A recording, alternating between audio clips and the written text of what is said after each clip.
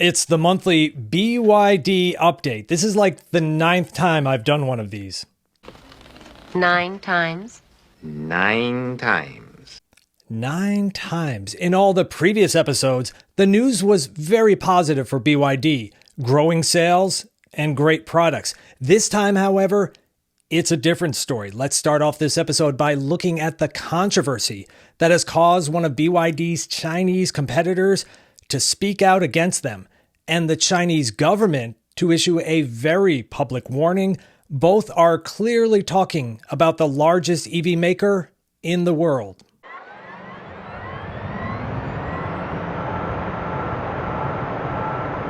BYD sales were solid in May, continuing to show no weakness, better year over year, and marginally better month over month. Surprisingly, battery EVs have taken back the sales lead over plug-in hybrids, reversing the trend that we saw last year.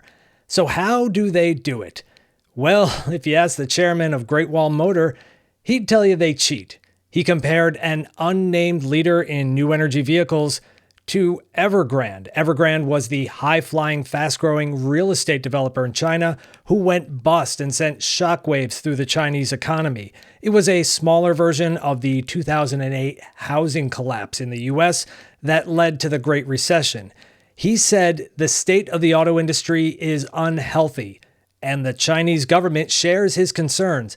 Zero-mile used cars are a trick that is not unique to China. If you want to report better new vehicle sales number, you could report the vehicle sold as new and then immediately transfer it to the used car lot for sale. There's one problem with this. It's lying, fraudulent. Automakers get in trouble for schemes like this in the US too. Also, the government hands out incentives for each new NEV sale, so they aren't happy about that either. BYD and Dongfeng were called in to talk to the principal about what's going on. China also issued a public warning about further escalating the NEV price war. BYD slashed prices of its mainstream models up to a third off on some of them. The Seagull, which makes headlines outside of China, it's now less than $8,000 US equivalent. The price of NEVs in China are unnaturally low. Yes, they have lower labor costs and the supply chain needed to make them cheap, but they are artificially cheap. I do not try to compare the price of Chinese vehicles to those outside of the country. They are night and day different as a result of the price war that has shed blood and is on the verge of a massacre. China wants their auto industry to find customers elsewhere in the world. BYD is doing their part. In May, 23.5% of their sales were overseas.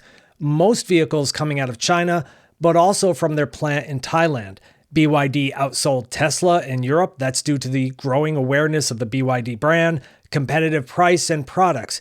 It's also a reflection of how much Musk's far-right shift has pissed off consumers there. And I won't totally nerd out in this episode about the ships, but the Shenzhen did arrive in Brazil with nearly 7,300 NEVs for sale.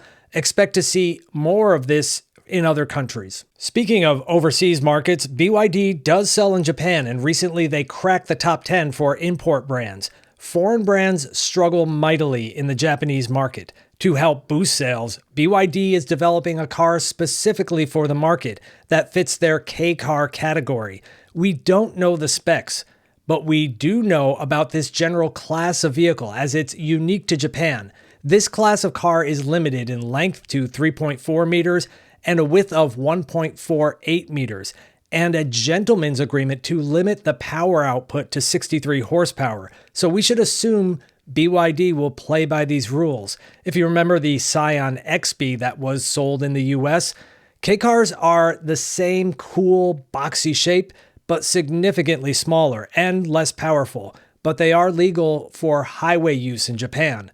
Japan has been very skeptical of battery electric vehicles, but their corporations have slowly been shifting development to BEVs, and in this microclass of vehicle, Nissan and Mitsubishi do jointly make an all-electric version. In Europe, BYD relaunched the Seagull as the Dolphin Surf with an attractive new price. It's much smaller and less expensive than other competitors. From what we know of the future Volkswagen ID Everyone, if That's what they really want to call it. The BYD goes head to head, except you can buy a Dolphin Surf now in Europe, while the ID.1 is a year and a half away. While BYD total sales have been strong, sales of the Yangwang brand have not. Their U7 sedan, which was revealed a while ago, finally started rolling off the assembly line, destined for real paying customers.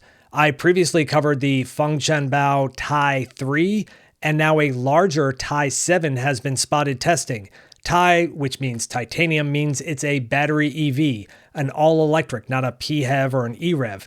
I will keep going back to this chart that BYD made, showing their different brands, and I need to work on my own version so that I can add the many, many more models that they come out with.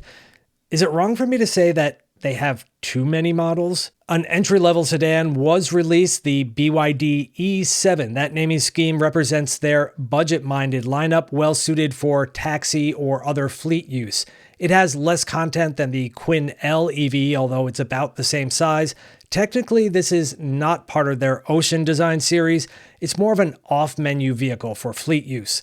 The BYD Shark 6 pickup, sold in markets like Australia and Mexico, is not sold in China, but a more car-like version has been spotted and expected to be sold in their home market.